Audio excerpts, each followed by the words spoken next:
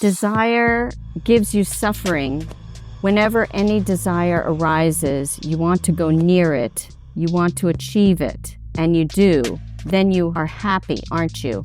You may think it is the object of desire that made you happy, but really it is the momentary absence of desire that follows immediately after the satisfaction of the desire.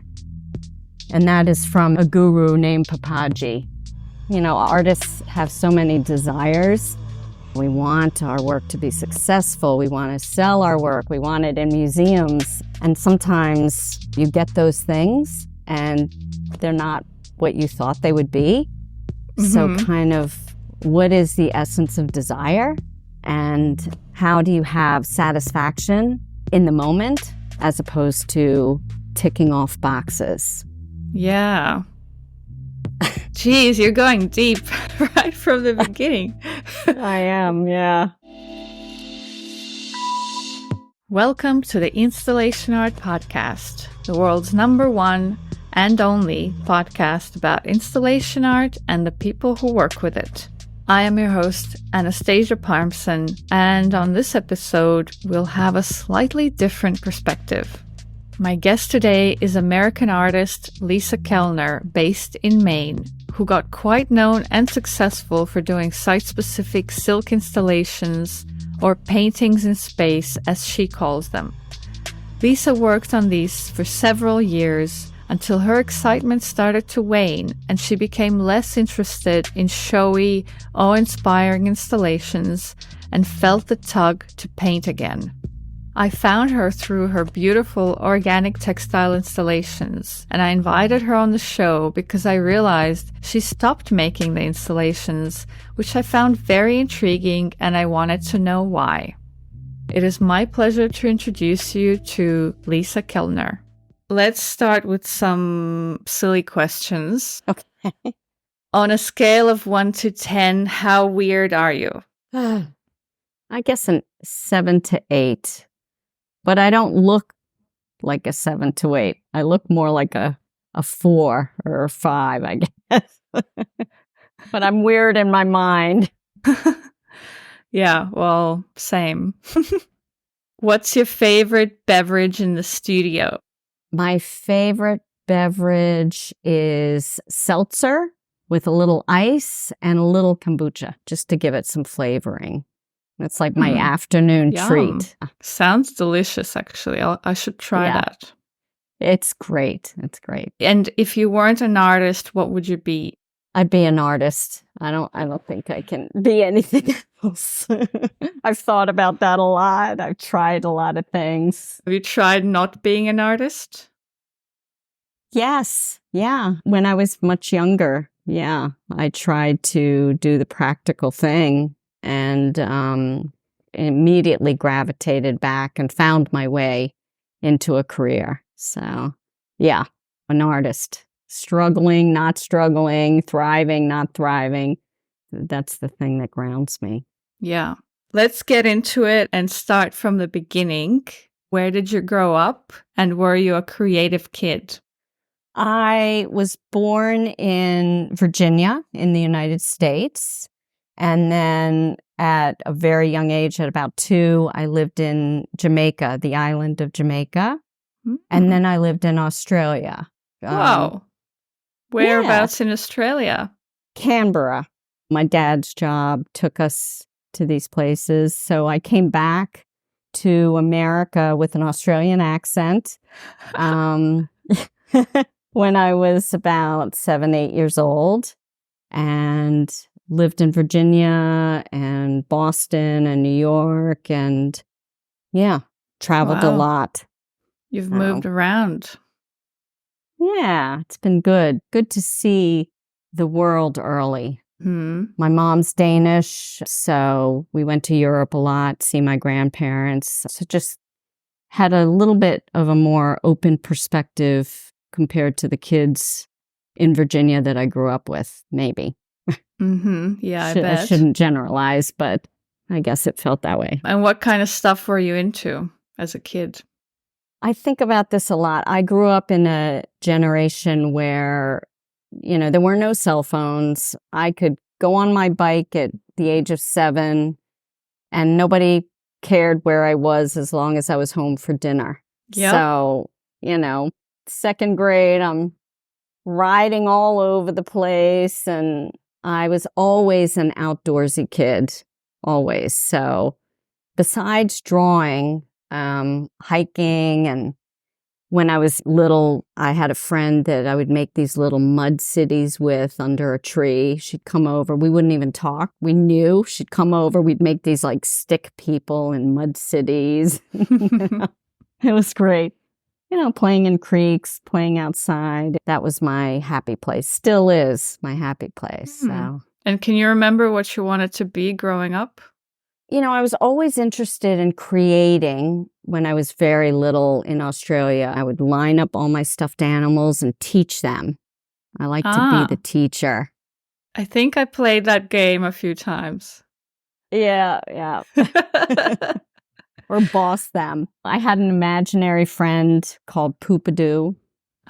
So I guess some sort of creation. I didn't know what an artist was, but I was always creating or making something and bossing around my stuffed animals.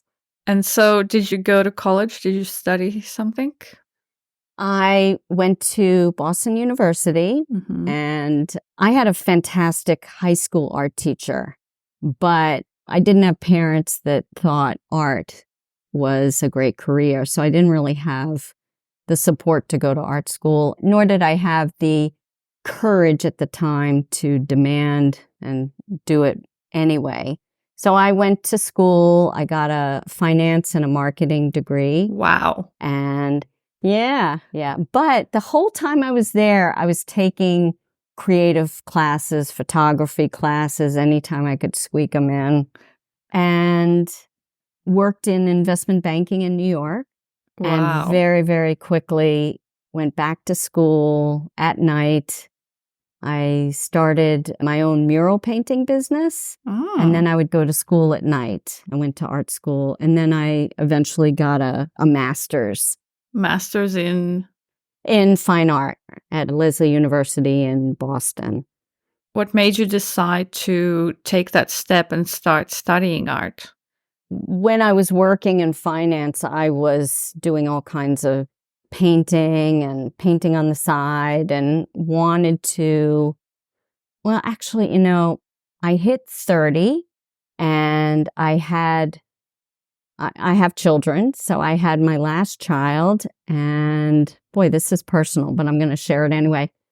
I was really thrilled with my children, but there was something missing, and I broke down crying in the kitchen and said to my husband, if I don't do this, I'm going to regret it. And he was very supportive, and I went back to school at night. This was late 90s, early 2000s, and it was affordable to go to college then. Right, yeah.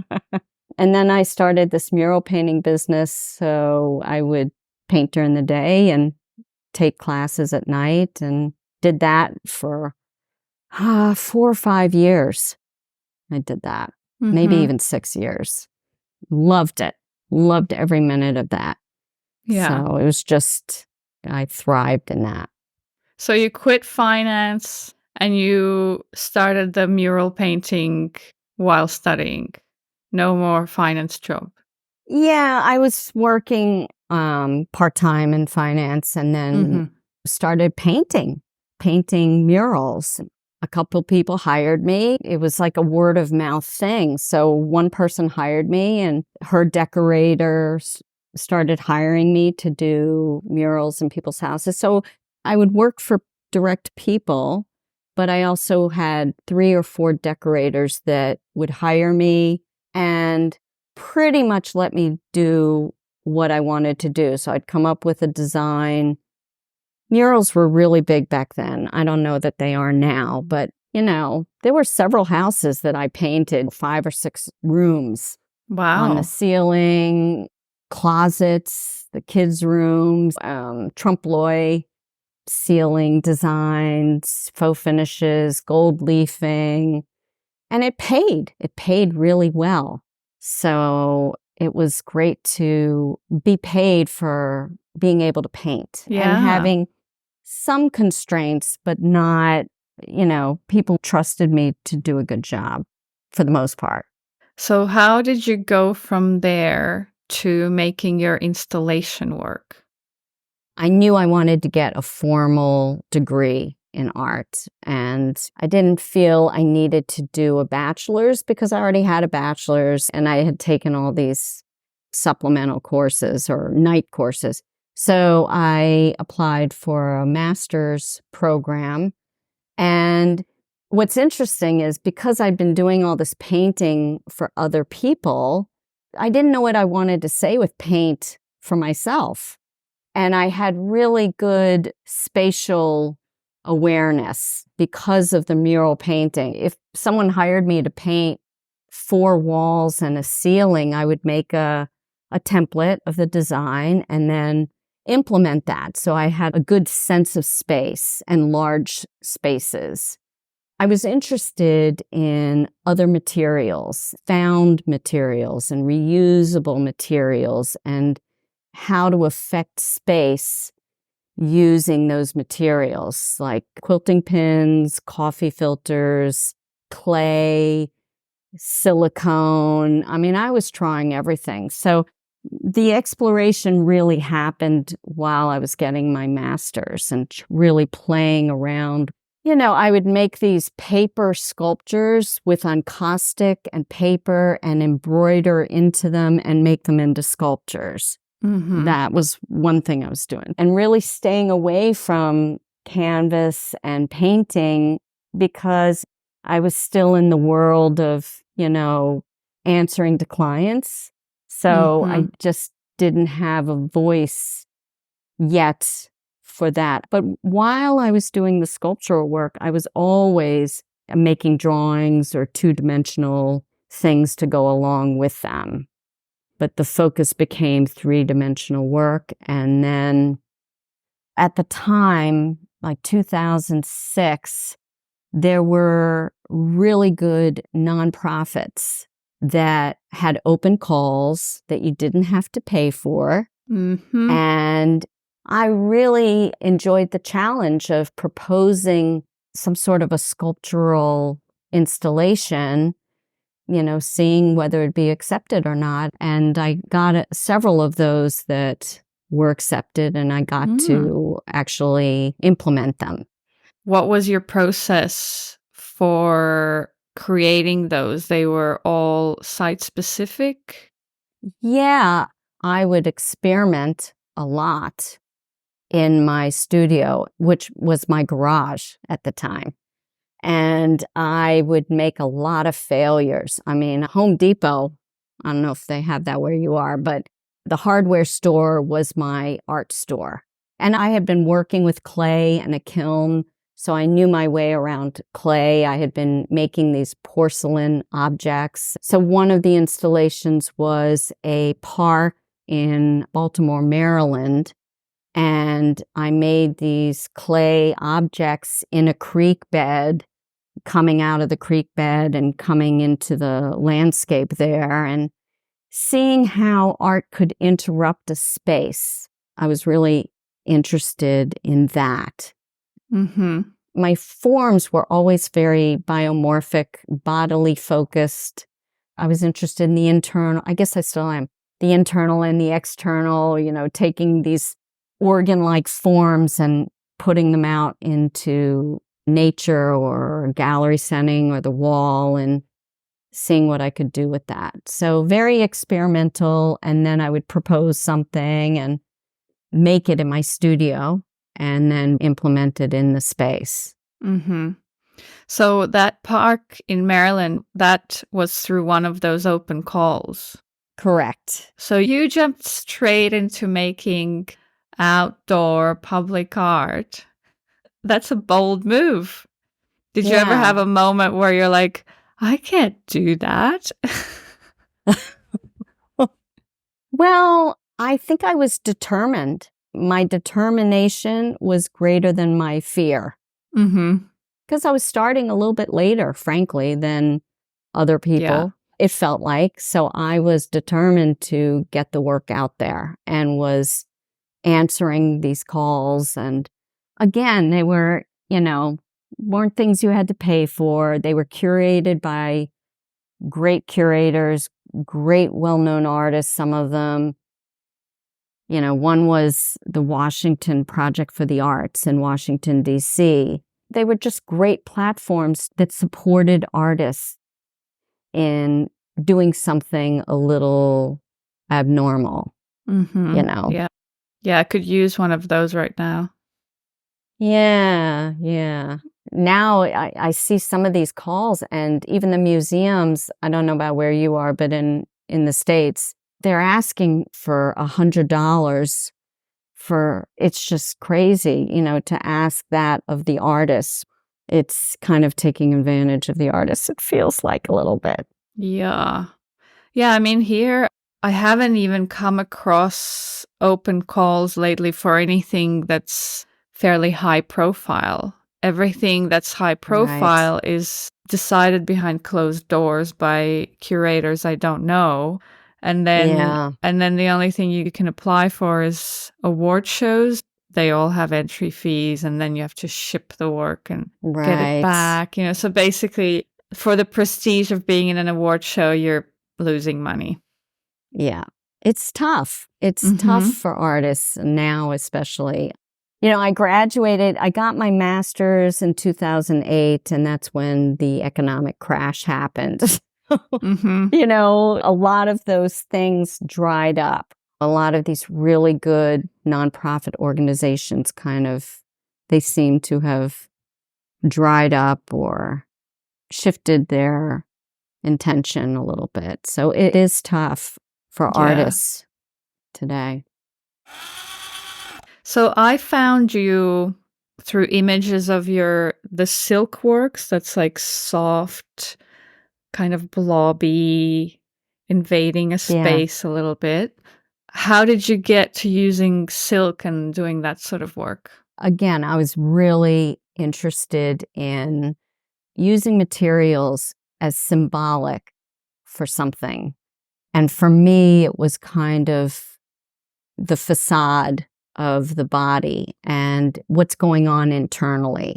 So at the time, I was working heavily with clay, which I love. I love clay, hand building these porcelain shapes. But it wasn't giving me what I wanted. I wanted something more ethereal than the clay. Yeah. I went to an exhibit in DC on the Japanese shibori technique, and it was mostly clothing and scarves, and I was less interested in the painting and much more interested in the shapes. And I went to like a high-end fabric store and bought some silk organza and just started playing with it, trying to figure out how to make shapes. So it was just a lot of experimentation, and I discovered I could make these bulbous forms and sew them together and make a much bigger form, make a room-size form. I could paint it. I could dye it. I was using compost teas and dipping it in that and bleach, and I was just putting it through the ringer. There was no one process. I just, ironing it, sewing it, beating it up, and just started playing in my garage studio and hanging it on the wall. And what really captivated me was you could see through it to the other shapes, and the shadows, the light and the shadows became this new element. Not only was the silk ethereal, but the shadows were ethereal, and they were see-through. So you could see one shadow through the other shadow. That was really interesting to me. And how to create these shapes in and incorporate negative space. I made a small one, and they just started growing and growing. And there's a gallery in DC called Transformer Gallery. They took an abandoned building in DC, which is now a very nice Whole Foods, but at the time it was an abandoned 4-story building in horrible condition, and they accepted my work, and I got the top floor. The whole floor. The whole floor, yeah. Wow. Which I think had been an apartment on top of the building. And it was in such bad shape, there was mold everywhere. It's on my Ouch. website. And there were holes in the floor looking down. But I took my silk pieces and I just installed them throughout the whole 4-room apartment. And that was really the first time I did something that big and that spatial with the silk. Yeah. Now, that particular exhibition, which was one of my first ones, it opened, and then the health department came in and shut the whole thing down because the building was unsafe. And we were given an hour and a half to get our work out of there. Oh my God. How long did it take you to install it? 3 or 4 days to Wow. install it. Besides the making of the pieces at home. Yeah. But because it was closed down, it got a lot of press. So it ended up being this little blessing in disguise for the artists because we got attention from the papers and the magazines, even though a lot of people did not actually get to see the show. So, yeah. What's been your biggest opportunity so far for installation work? my biggest opportunity, which I turned down, was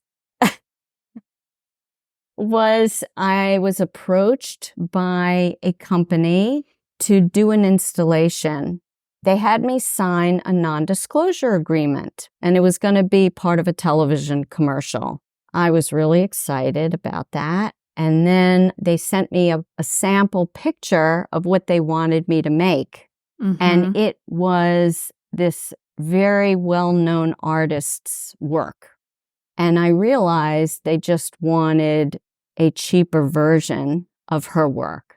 I immediately emailed them and said, I will not do this. And they were like, why won't you do it? I'm like, because you're copying this well-known artist's work, and I don't want to be associated with that. Wow.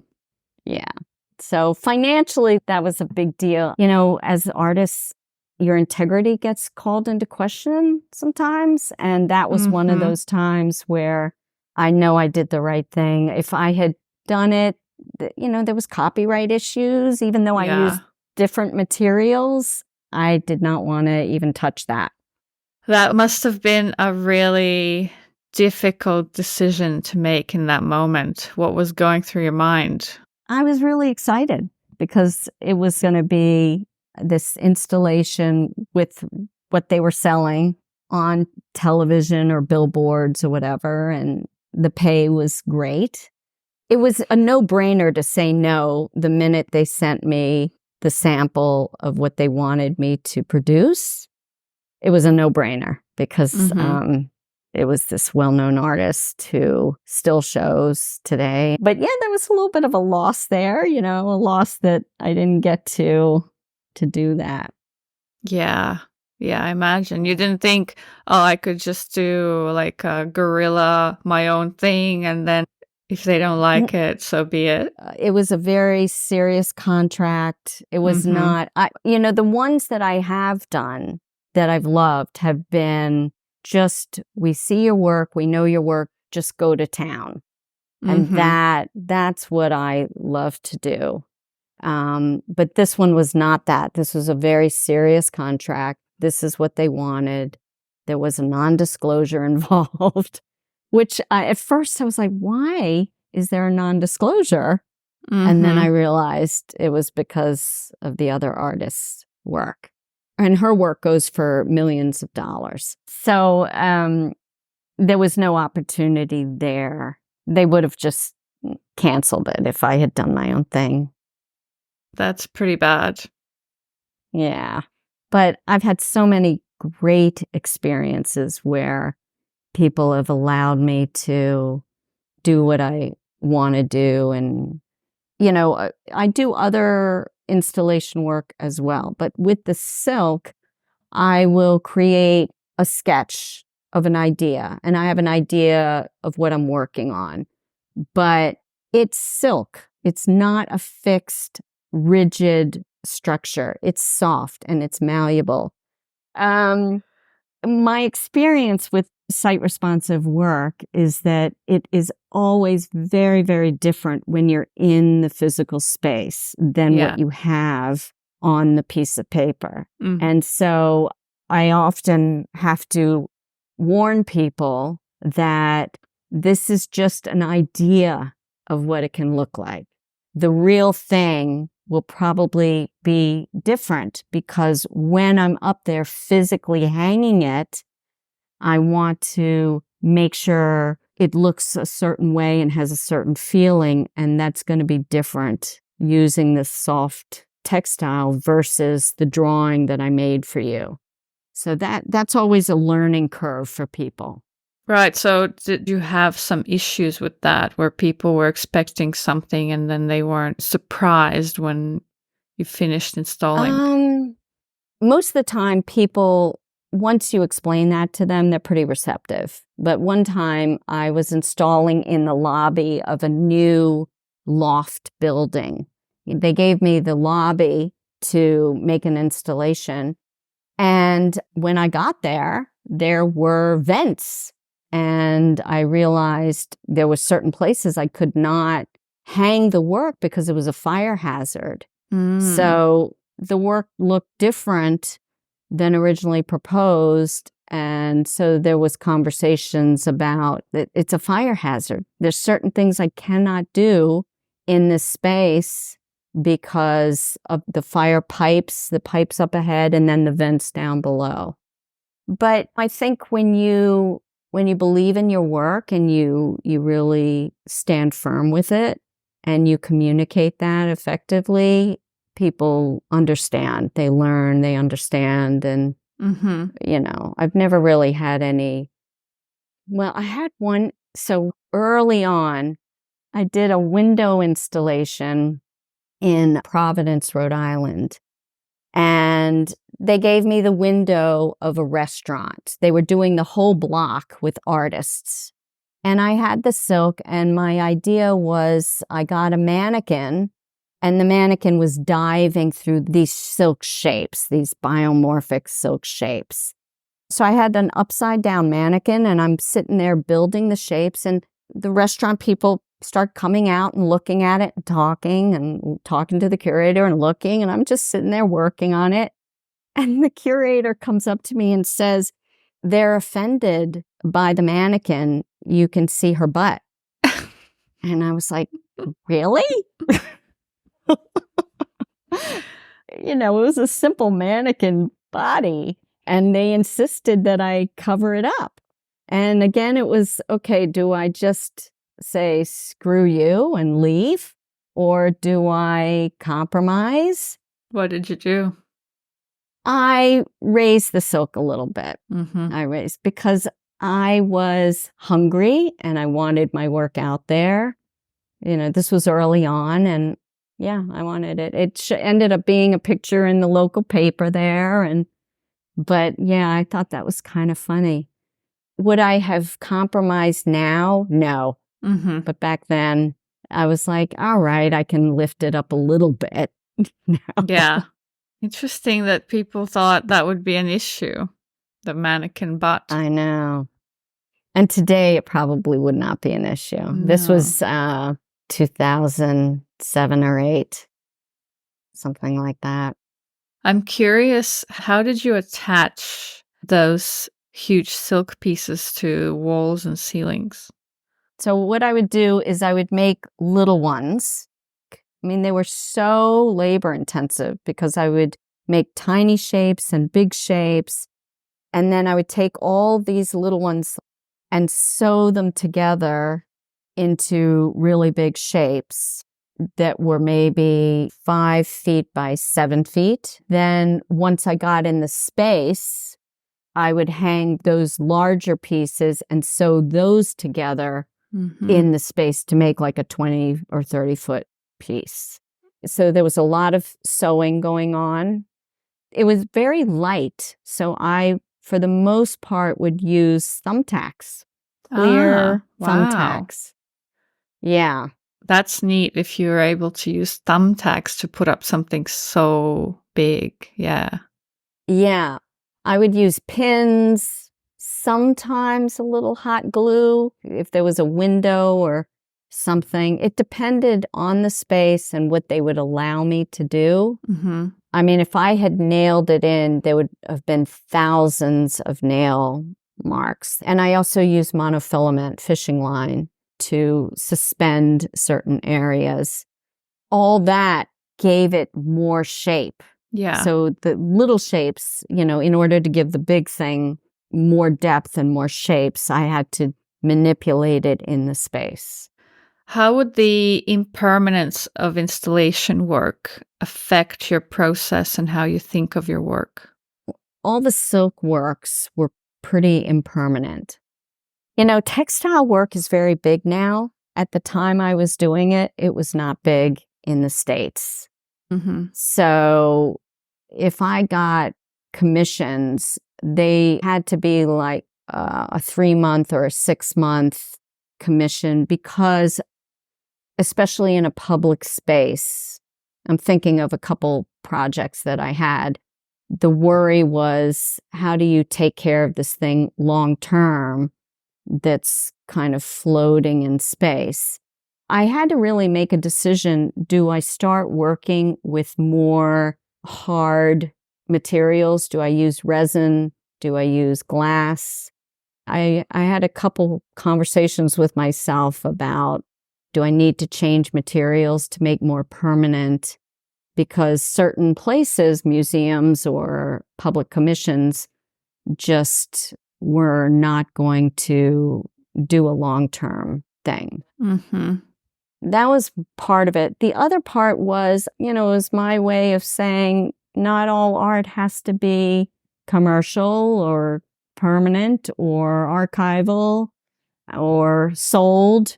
This was my way of kind of subverting the art world, you know? And I really liked the idea of creating something temporary, photographing it, and having those photographs be the permanent result of the work. So what I would do actually is one work would be brought back down to 0 and then used for the new work. So all the painting or anything going on in that fabric was incorporated into the next piece that I was doing. So you would recycle a piece to create the next one? Yeah, I would just wet it all down in the tub and it would lose its shape, then use it fresh for the next one and start again, repainting it, reshaping it, resewing it into a new piece. I will say the silk was extraordinarily strong and long-lasting. I mean, I still have a couple pieces that I've kept. They will last. It's just when it came to a commercial art world, people were very hesitant. So I was like, that's fine. I really don't want to play that game right now anyway. So let me just make these pieces without having to kind of answer to those boards and juries, etc. So would you say that when you were saying it's not fit for a permanent work or for being collected by institutions, is it because of perception of what textile art is more than because your work was not archival quality? I think in America at the time, there was very little textile work being made.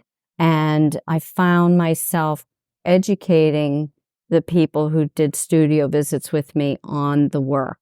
So the hesitancy would not be there today. I think textile work is much more accepted here.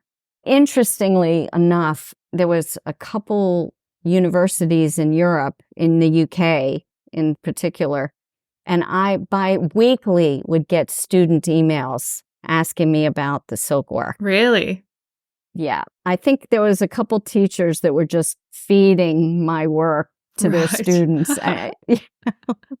So I think the UK, Europe was maybe ahead of the US when it came to textile work. Now there's amazing textile work being done in this country. So I think it would be much more acceptable to have a silk installation like what I was making and have it permanent, and people would be willing and able to keep it long term. The work will hold up. It's just the concern of dust and cleaning and managing it once they've paid the artist and the artist has left. The work was strong, physically strong. I think it's just an educational and a timing thing. If I was strategic, I'd still be making those works. If you're strategic, what do you mean by that? Because now it's trending. Right. Now it's trending. I'm actually the same with digital drawing, you know. I was super into digital drawing like 10 years ago. Right. Because I was traveling a lot. It was the only thing I could really do from wherever. And I would go to contemporary drawing fairs and things, and there would be one digital work that looked like pencil on paper. And I'm like, right. Yeah. And then NFTs came and went, and you know. Oh my gosh. It's funny. Oh my gosh. Yeah, the all trends. about timing. Yeah.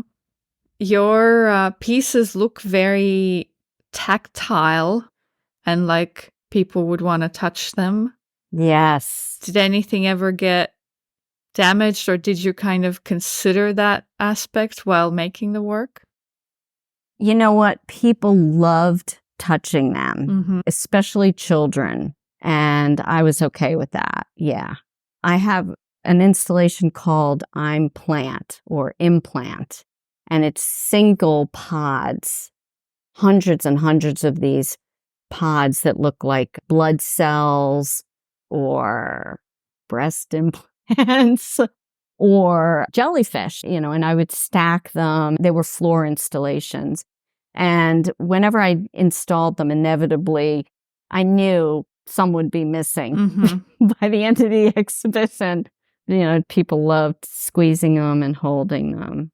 The only time I ever had an issue, you know, when you do an installation, you become proficient at shipping your work in a unique way. And this work could not be touched. I would make a box within a box and hang it in the box suspended so there was air around it, and then put it in another box. Well, one time the shipping company lost one of the boxes that was going to an exhibition, and they found it and they opened it and they stuffed all this newspaper in.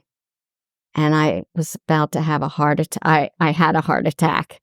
But the piece came to the curator, and she took out all the newspaper, and the piece was fine. So that was lucky. That's how durable the actual silk was. But yeah, I never had any. It was great. I loved that people would engage with the work. You know, these installations became, I called them paintings in space. I wanted them to be immersive, where people were kind of walking through this painting that I did on silk with these forms and the different paints and things sewn together. And you were the final component of the painting, was the idea behind them. Okay. After an exhibition's over, what would happen to the work? Would you always do what you were saying, wash it and start again? Yeah. Yeah? Yeah, I would start again. Shipping it back was pretty easy because it would all get reused. I would have to buy additional silk for the next piece, but I always reused what I originally had.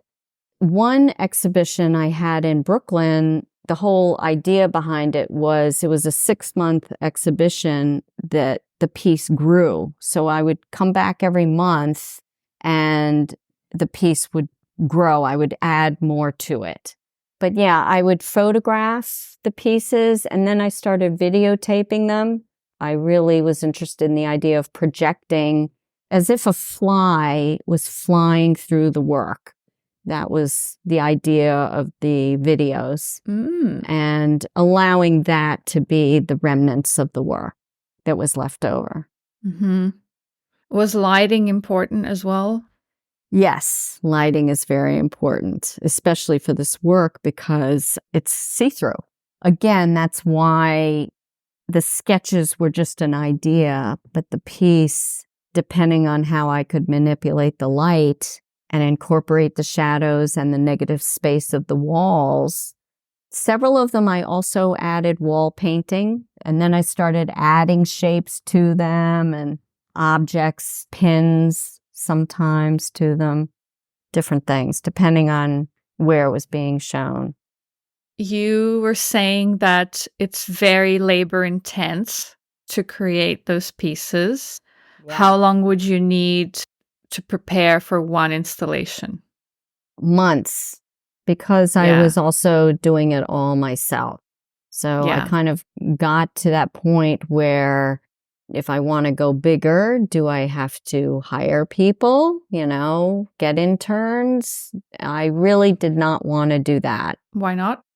I'm just a solitary person. I'm a solitary artist and maybe a little bit controlling. Just I knew what I wanted. While you're making it, you're making decisions. So if somebody else is making it, they're not making the creative choices that maybe you would make. So I didn't want to lose that. I wanted to be able to, even with the tiny, small ones, there were certain decisions I had to make. And I wanted to stay present with the work. Mm-hmm. What kind of skills did you have to learn to make that work? I don't know that it's skills as much as an openness to experimentation and failure. There were a lot of failures. I was willing to try things out and see them fail and then try to figure out other ways to do things. So before the first installation, there was months and months of trying to figure out what is this material and how do I use it in the way that I want to use it, and just really exploring a new way of making that was effective for me for what I was trying to do. How would these large installations get funded? So, funding. The first ones were not funded. And I got to a point where I said to myself, there's 3 reasons to do a piece. And an exhibition or an opportunity has to meet 2 of them. One was, it was a great opportunity for my career. Number 2 was, it was exciting and challenging and would further my work. And the third one was getting paid. So a lot of them in the beginning were great opportunities with great curators or great spaces for me, and also really allowing me to push the boundaries of what I could do with this work, with these materials that I was learning about. And the more I exhibited them, the more I learned about public spaces and how to install this particular work. As I got a little bit of attention, I would either get a stipend or I would get a commission, or I would have to ask for a stipend. And that was surprising to me because I didn't realize until after the fact of one particular exhibition that I was being asked to do something that was going to take me 4 or 5 months to make. And I asked for a stipend. And the curator said, well, nobody's getting a stipend. And I said, well, here's what I have to do to make it, and this is what's required, and this is what I would like. And he ended up giving it to me. And I realized that if I hadn't asked, I wouldn't have gotten anything. That a lot of people are counting on the artists wanting an opportunity. So all the other artists in that show did not get a stipend unless they asked for one. And this was a museum with a museum budget, with a curator traveling the world to visit all the artists. And that was really eye-opening for me, that I really had to advocate for my work and for myself. You know, some places are much more generous and some places aren't, but I think it's really important that artists learn to advocate for their time and their efforts and their labors. I mean, buying material is expensive to make an installation. That alone, just paying for the materials. Yeah, not to mention your time. Yeah. And then what I would also do is I would make drawings or works on paper, and I would sell those through a gallery.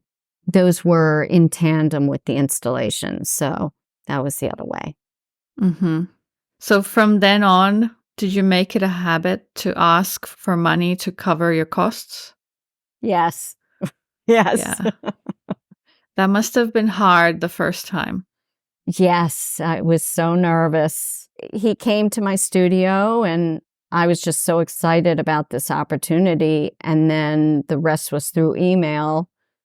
And, you know, you kind of go through this thought of, wow, he might just exclude me and not want to include my work because I'm asking for something. You know, there's that fear.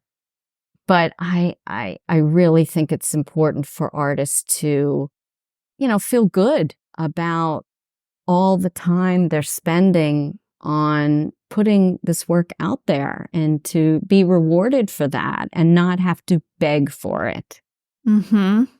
Or not have to cover it out of pocket. Yes. And, you know, honestly, I did that in the beginning because I was hungry and I wanted the work out there. And I understood there was a certain amount of that had to be done. But at a certain point, people want the spectacle of an installation, then they should also compensate the artist for it and compensate them properly for it. So it's not normal practice in the States for institutions to pay an artist fee for an exhibition? I think it varies. There's institutions I've dealt with that do compensate. And then there's been institutions where I had to ask.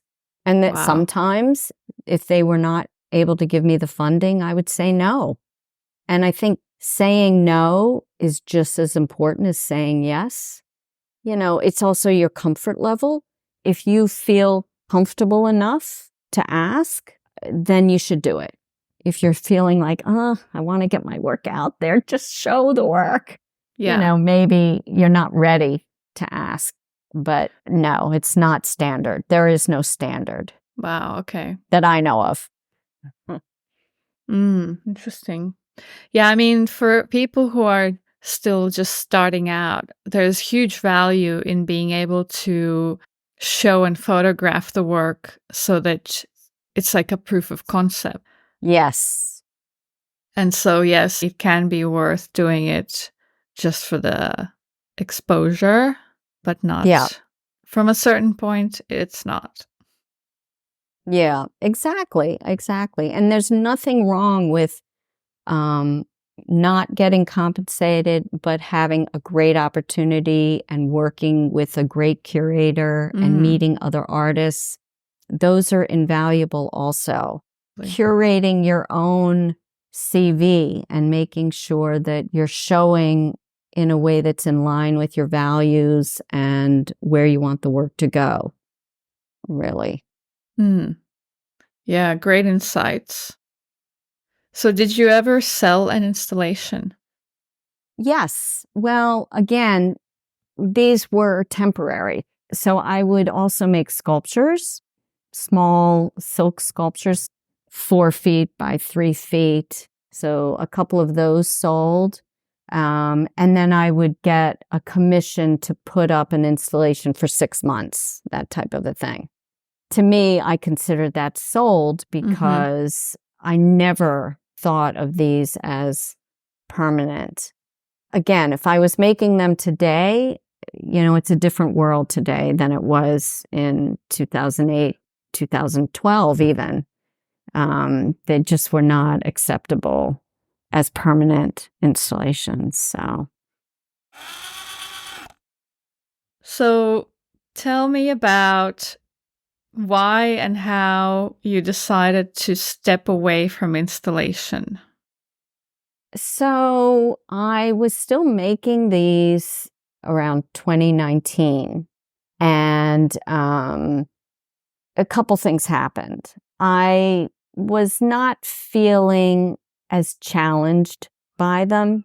I felt like, they were just the same thing in a different space.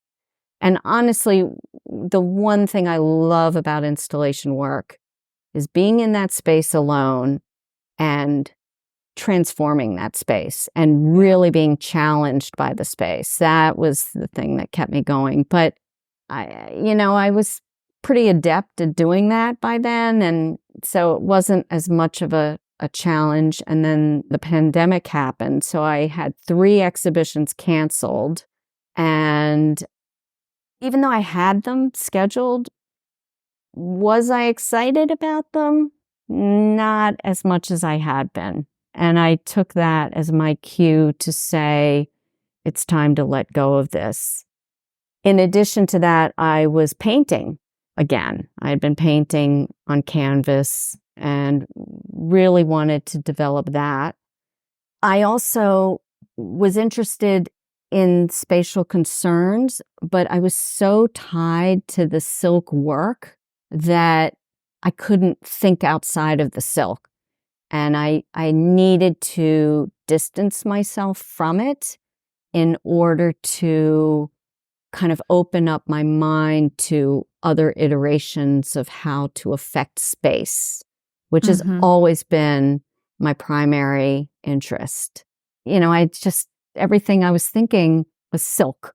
And I was like, okay, it's time to take a break from that. So, that's what happened.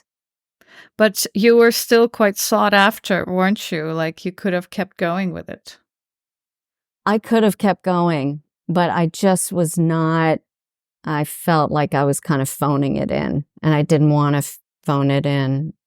The one thing about being an artist is we get to do these amazing things, and I didn't want it to feel like a slog. And then I was like, I can just hire people to make it and I'll just hang it. But I didn't want to be that detached. I had these other ideas. I wanted to think about space in new ways besides the silk work. I had been doing other things, but the silk was becoming like the primary thing. Yeah. It invaded you, like it invaded space. Yeah, which was a wonderful journey. But sometimes you have to know when the journey is ending and allow it to end and go on to other things. Could you highlight a particularly rewarding or memorable transformative experience you've had as an artist? A transformative experience. I think with the installation work in particular, and, this becomes like a little advice thing to other artists, is I realized getting my work out into the world, I learned so much more about that work and about myself than I would learn just keeping it in my studio or, today, keeping it on social media. Being in physical space and talking to people and engaging with the work, that was the most rewarding thing. I learned so much from other people. For instance, the I'm Plant floor installations, I saw them as jellyfish or blood cells. And this person came up to me and said, they look like breast implants. And I was like, oh my God, they do. And that just, it was really, and then I had this LA gallery show that work. And it was just so great to show that work in LA at that time. So just engaging with other people with the work is the most rewarding thing for me. Yeah, you do learn a lot about your work when it's out in the world. Yeah. And what has been the proudest moment of your career so far for you? Gosh, these are hard questions. I think keeping my integrity and learning to say no and learning what my values are and what's important and not falling sway to trends or what other people think I should make or told me to do. I guess I'm proud of kind of finding my own way and allowing that to be good enough. Great. Yeah, that's a big one. Not everyone can do that. Yeah, it's hard. Very hard. What would you say is the most important trait someone needs to succeed as an artist? Tenacity and taking the time to discover who you are and what's important to you. I think you have to know that first, and you're going to change. What's important to me 20 years ago is different than what's important to me today, but knowing that and then making work that supports that, then you're able to stand behind your work. So really knowing who you are and being tenacious and knowing your values. Mm-hmm. If you could wave a magic wand and do your dream project where you don't have to worry about budget, you can do it anywhere with anyone, what would you do? What would I do? I would do something in nature. If I didn't have to worry about weather, I would make a piece in the woods. Like a land art intervention? I guess so. Yeah.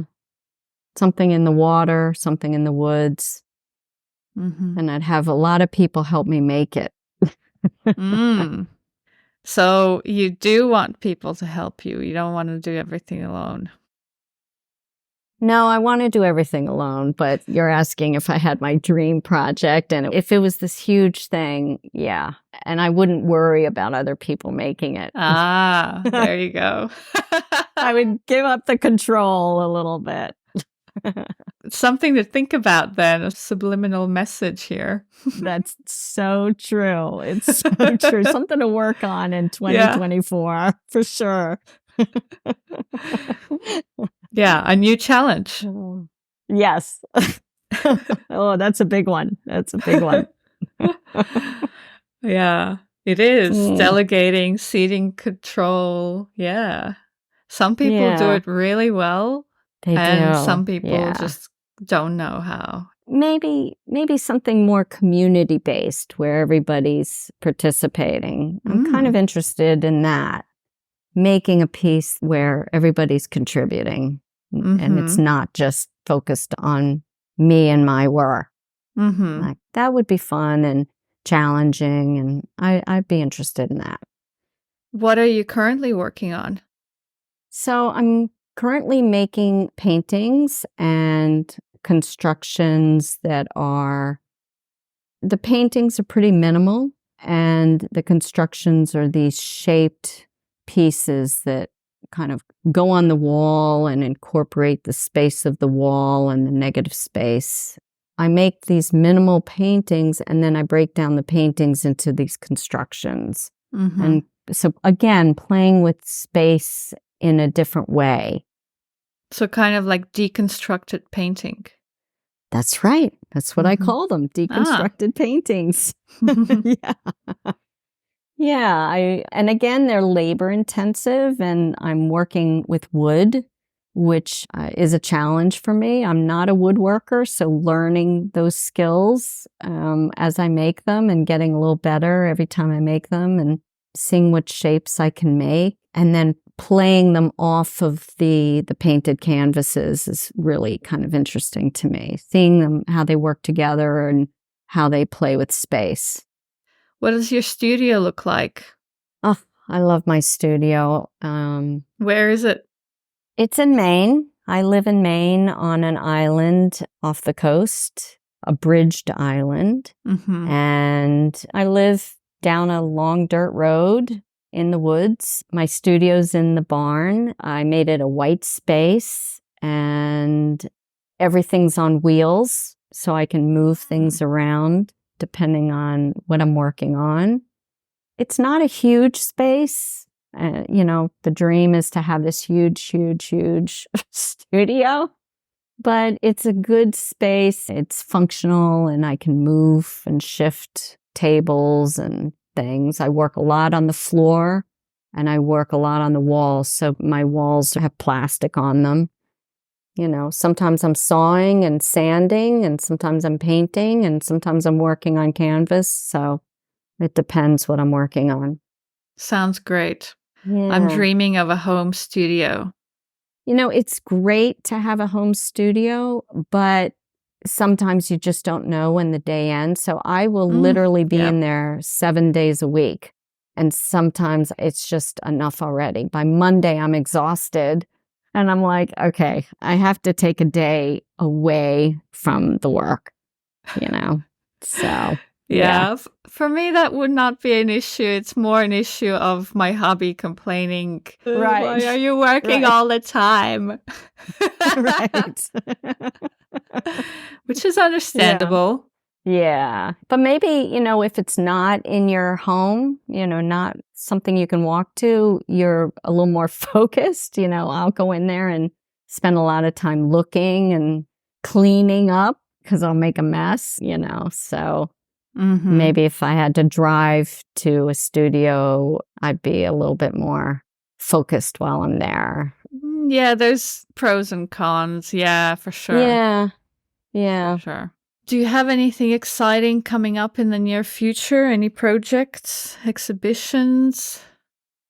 Yeah, I have some exhibitions coming up. There's a couple galleries I work with in Maine. I have some work coming up this summer with one of them. And I also have some works on paper with a space in South Carolina.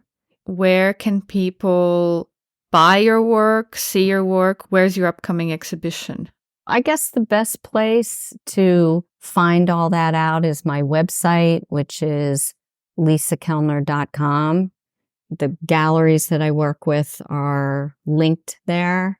And then this spring, I'm hanging some work at a bar, restaurant, event space in Maine. And I'm really kind of excited about it because they have drag queen shows and concerts, and I will have my paintings and my deconstructed paintings hanging there. So cool. Yeah, and that's called Hey Sailor. So that will be this spring. I think the opening is April 6th, and it will be for 3 months. Great. It'll all be on my website. Yep. Well, I'll put a link to that in the show notes. What about your Instagram? My Instagram is at Lisa Kellner Studio. You can follow me there. That would be great. I love when people reach out, whether it's through email or DMs. It's great to connect. Awesome. Thank you, Lisa, for coming on the show and telling me your interesting stories. Really great having you. Oh, thank you. It was my pleasure and an honor. Thank you so much. That was Lisa Kellner, based in coastal Maine. You can check out her work on her website, lisakellner.com, and on her Instagram at Lisa Kellner Studio. She's represented by several galleries in Maine, New York, and South Carolina. And if you're in Maine, you can go see her work in person at Hey Sailor, opening on April 6, 2024. All the links can be found in the show notes. Thank you for listening to the Installation Art Podcast. If you enjoyed this episode, please hit follow or subscribe on your podcast app. It really helps.